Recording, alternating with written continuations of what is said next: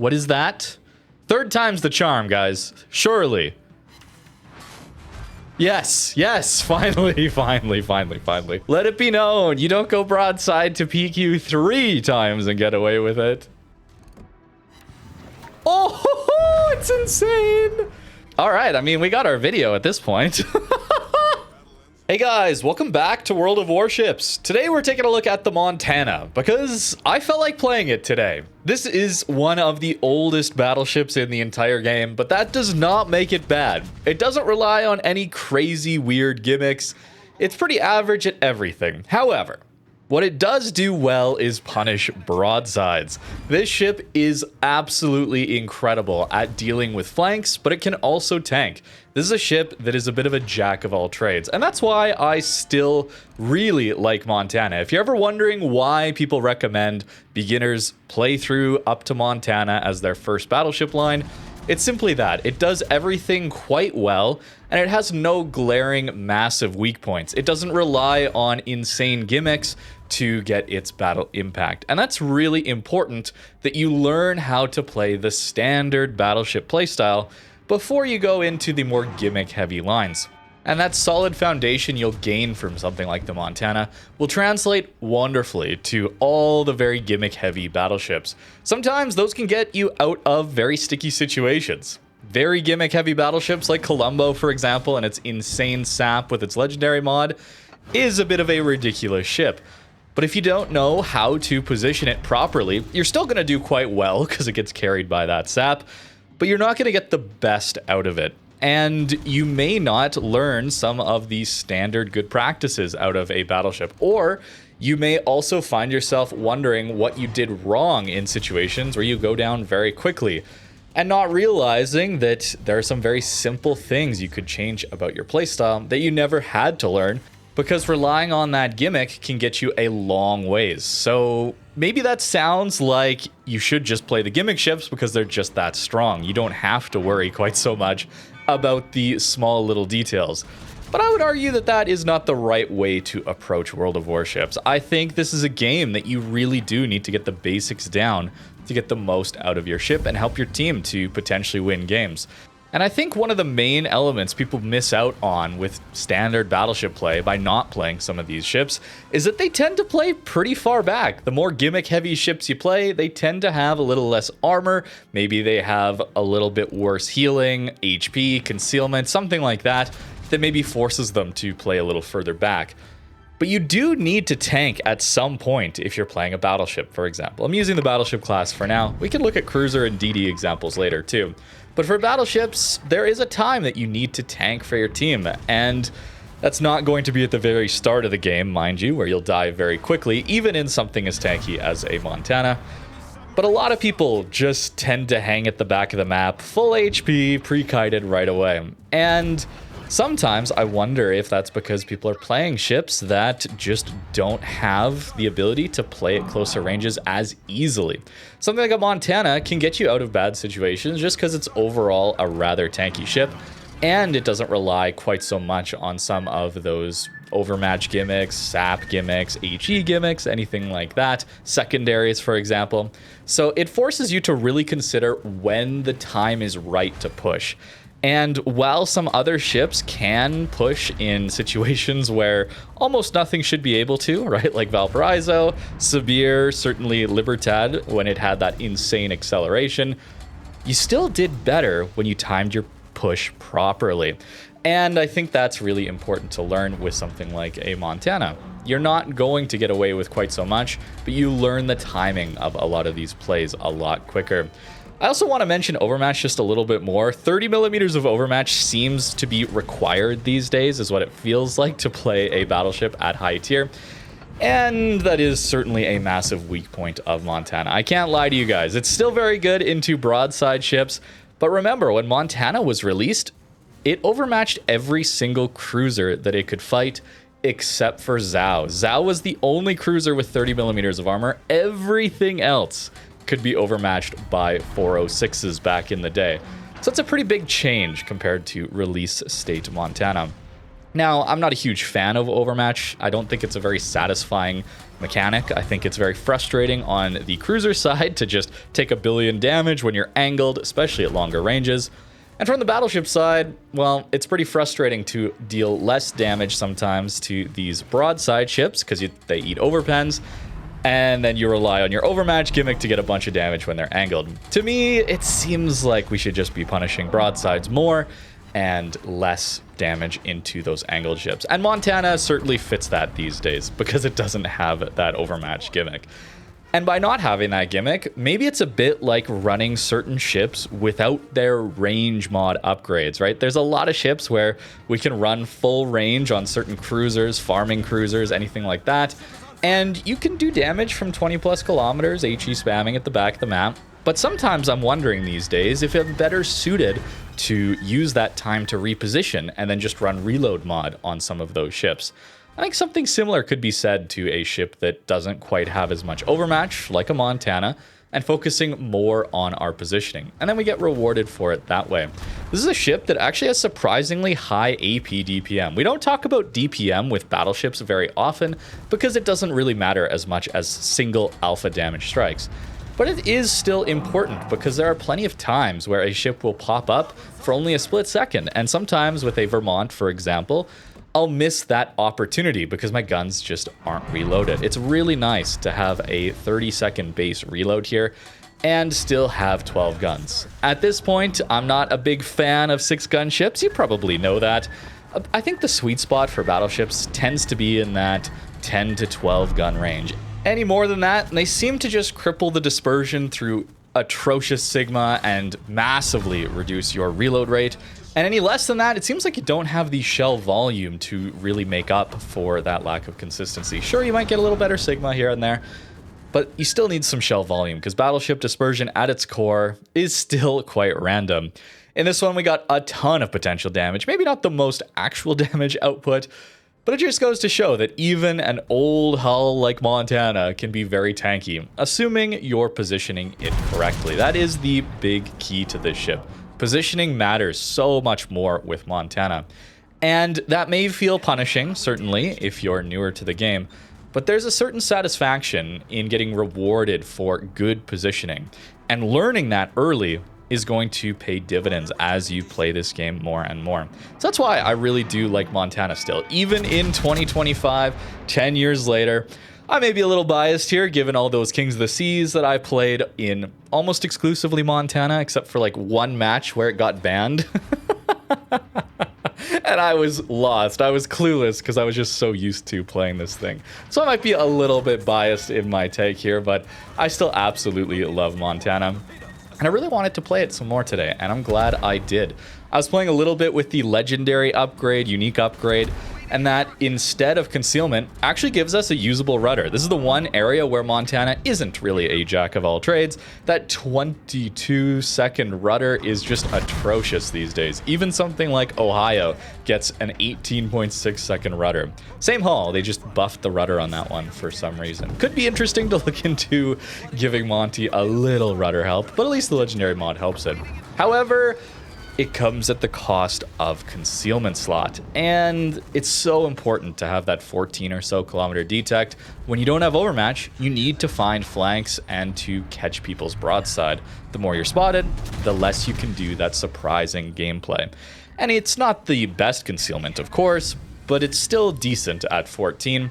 And crucially, we're a reasonably quick battleship at 30 knots. Something like the Vermont, again, it lacks a bit of that speed, which is maybe why I tend to prefer Montana. Although that's not to say Vermont isn't very good. Vermont is incredibly fun in its own right, but I think I just generally prefer something like Montana. Now I'm gonna play a few more games and I'll just show you the best bits from here on out. There's no way. There's no way. There's no way! Are you serious, game? Oh. Bro, it's so painful. This game is so painful. There's no way he actually turned broadside. Did you see that greed hold that I did? There's no way. He's still broadside. He's still just broadside. Like, he doesn't care. Why would you care about being broadside if you don't take damage ever? Of course it's a good idea to go broadside then. No way, this guy goes flat? Flat? Bro, how many people are gonna go flat broadside and I'm gonna do 0? I'm so tired of people going broadside. I'm not getting rewarded for my positioning. It's so painful. It's so painful. I'm doing everything right, bro.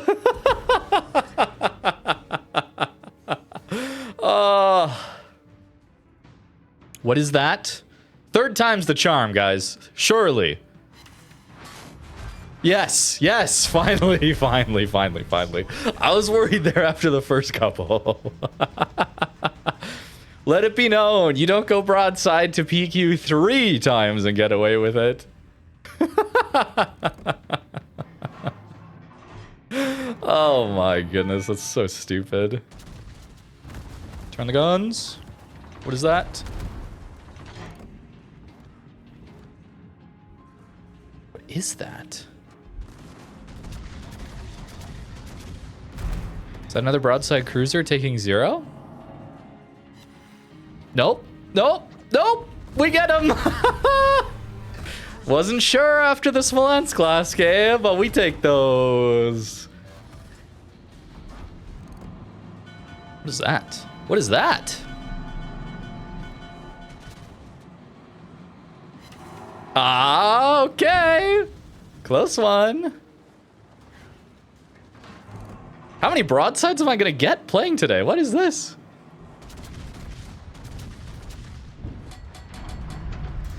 I mean, I guess I'm broadside too, but wow. Oh, that is disgusting. Dispersion there. Wait. Wait. Yeah.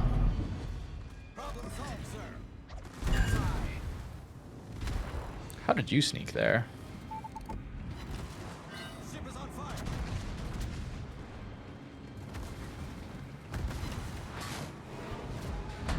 Light cruisers only take overpens, so you have to wait until the angle too.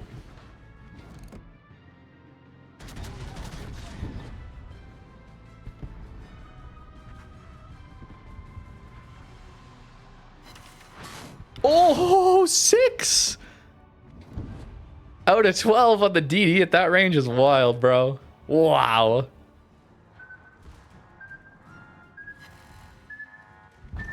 Do we fit that? Oh, insane. Actually insane, though.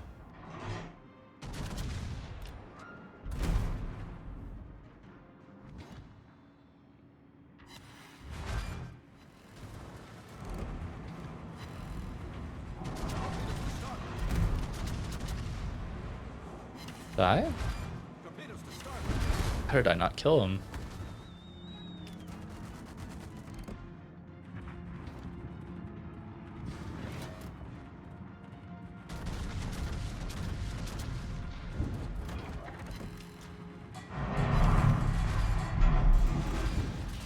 Only one is ridiculous. This guy's just chilling broadside. I can't believe only one last, and now HE Maine, guys. I can't damage him. Oh, how disappointing is that, bro?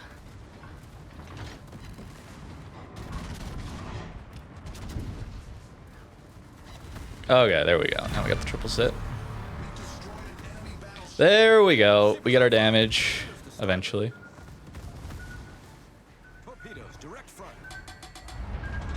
No, we're gonna drift into it. That's so sad.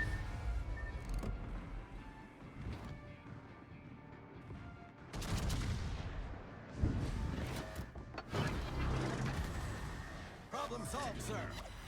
Oh, front guns! There's no way front guns are that good.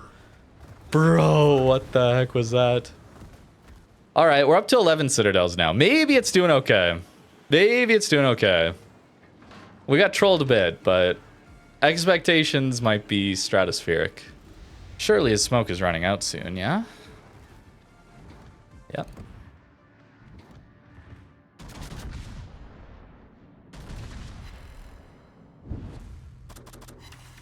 Eight total. It's pretty good.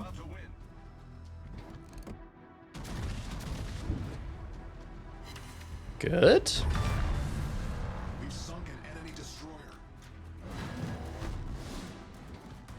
Oh my goodness.